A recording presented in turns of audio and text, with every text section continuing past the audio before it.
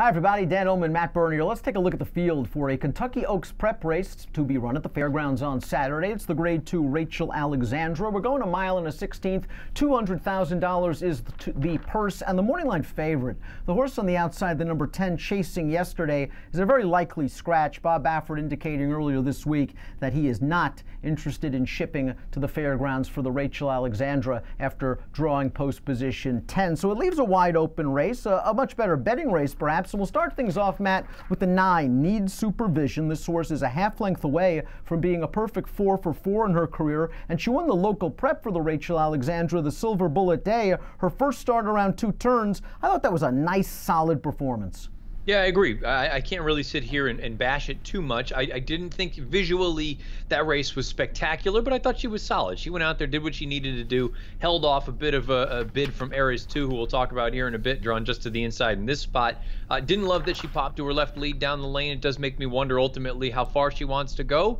And now I think, unfortunately for her and the other girls out of the Silver Bullet Day, I think there's some fresh faces here that have some legitimate ability. Horse couldn't have come into the Breeders' Cup any sharper than the 3, Serengeti Empress, who won her 2 prior races before the BC by a combined 33 lengths. And they just didn't fire at 7-2 in the Breeders' Cup Juvenile Fillies. We've seen Restless Rider, the runner-up, come back to be graded stakes placed with a 75 buyer. We all know what Bellafina, the beaten favorite in that race, has come back to do. Serengeti Empress has a good amount of early speed. As we throw up the Timeform US pace projector, we're expecting Serengeti Empress to make the lead. And if that red bar all of a sudden disappears on the track on Saturday, she might be very, very tough to catch. Yeah, absolutely. And I can understand anyone that looks at it and says, just draw a line through the Breeders' Cup, give her the benefit of the doubt, because 2 back, you're left with the nearly 20-length victory at Churchill Downs. The only thing that I'm unsure of still is if she doesn't get it all her own way, even if she goes fast on the front end, if she's not out there just winging it basically by herself, can she overcome that? Can she do anything otherwise? Because there is speed inside of her. I don't think that it's just an absolute given that they're going to let her walk out there to the front. And if that's the case, I'm not totally convinced just yet that she really is capable of overcoming a difficult trip like that. I shouldn't say difficult, a trip that is not her dictating things. Sitting close to the pace on the projectors, the 2 Street Band coming into this race off a couple bullet 5 furlong workouts at the fairgrounds. This horse showed some grit and determination to win last time out for trainer Larry Jones. She's a horse that's improving. I think she needs to prove her class, and she needs to step it up from a speed figure standpoint. Yeah, she's going to have to show that she actually belongs at this level. But again, at least you're coming into this in good form on the heels of a victory. The distance isn't going to be an issue for her. And again, if you're not sold on the horses coming out of the Silver Bullet Day, you have plenty of options as far as fresh faces are concerned. Can the 7, Bell's the One, get the distance? That's the major question surrounding this undefeated filly. She is 3 for 3. She has won from off the pace nicely. Actually, she's even won on a synthetic surface. But it's worth noting that her sire, Majestic Perfection, was best known as a sprinter. Bell's the One is a half to a stakes play sprinter, and the Dam won sprinting. So there are some questions as to whether Bell's the One wants additional distance, especially taking on horses of this caliber. Yeah, I agree 100%. I think she's talented. I think there's ability here. I just do question ultimately how far she's going to go. She galloped out quite well in that most recent run, but at the end of the day, it's a big difference between doing that against horses at your game and now stretching out in distance against some other talent. To me, it's going to be sit back and see if she can handle it. The 5, Leora, upset the aforementioned Restless Rider in the Grade 2 Goldenrod, a juicy 27-1, but she took advantage of a sealed, sloppy track and a slow pace that day when she was allowed to walk on the lead. She pressed the pace in the Silver Bullet Day, and there was just nothing there when Needs Supervision began running. Timeform US has her rather far back on the projector. I think Channing Hill really has no choice but to try to go after the 3 and sit second. I was going to say, if the pace projector is accurate, I think Leora's in some deep water here. I think you got to be aggressive. You push on her early.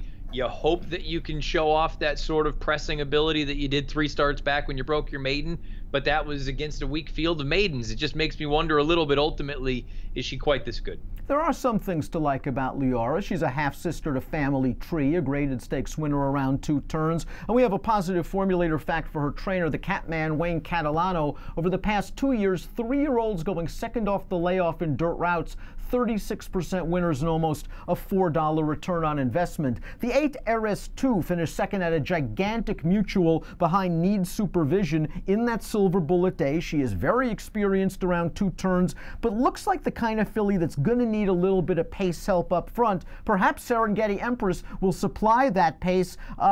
Even though she got that stakes placing last time out, she's a little light on figs.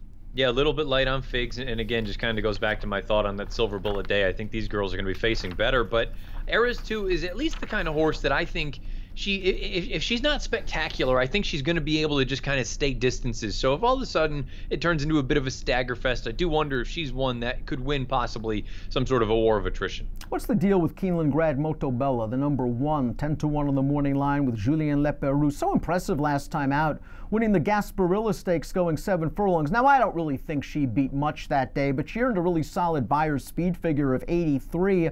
I just wonder if she wants slightly shorter the distance than this mile and a 16th. She tried Positive Spirit, who we'll get to in a middle, in the Demoiselle, and it just didn't work out for her. I wonder if she's a one-turn filly.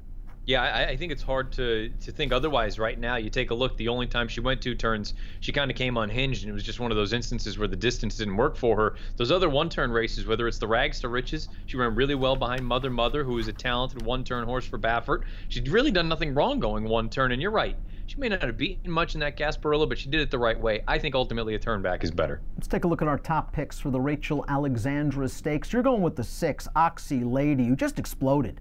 94 Buyer's speed figure. A lot of folks were questioning that fig, although it was her first race with blinkers. She won in the fog. It was tough to even keep track of what was going on that day. Other than she won very easily. I liked her last time out in the Grade 1 Starlet. I think she ran just fine. Those horses are just better than she is.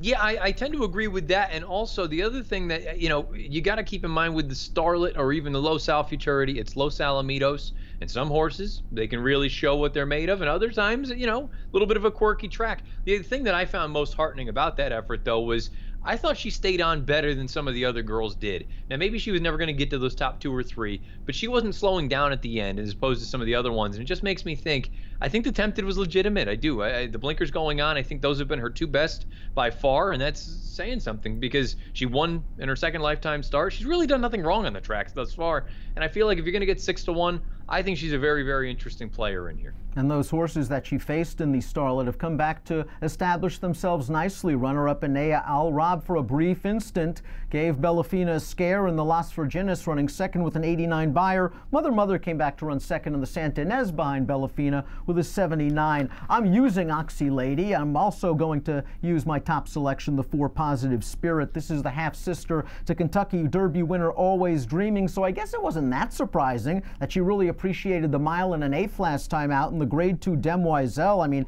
she was dismissed at 11-1. She was far off the rail in the early portion of that race, but once she made the front, she dominated. It was no sweat performance. I wonder about this layoff. I wonder if she's going to be fully cranked for the Rachel Alexandra, if they're going to wait for races like the Fairgrounds Oaks and the Kentucky Oaks, but that Buyer jump up in the start around 2 turns impressed me enough. And you know what? I'm torn right here because the Buyer, I understand it jumping up because of the 2 turns likely, and you look and see what she did in her second lifetime start, the only other time going 2 turns. But I go back to the figs, and there's not a giant differential between the Buyer and the time form rating. If you believe the Buyer fig, she is obviously the one to beat, highest last out in the field. But time form only assigned her a 99, and if you take 20 off that, she's not even cracking the 80 range. I just think she's probably going to need every bit of that 85, 86 in order to get the job done. And like you said, off the bench, is this going to be more of a tightener, a means to an end to get her ready for a bigger race and a longer race? I'm going 4-6-1-2. Give me numbers. 6-4-1-9. Nice fun race, the Grade 2 Rachel Alexandra. Nice Kentucky Oaks prep at the Fairgrounds on Saturday, and has an approximate post time of 5:29 Central. Best of luck.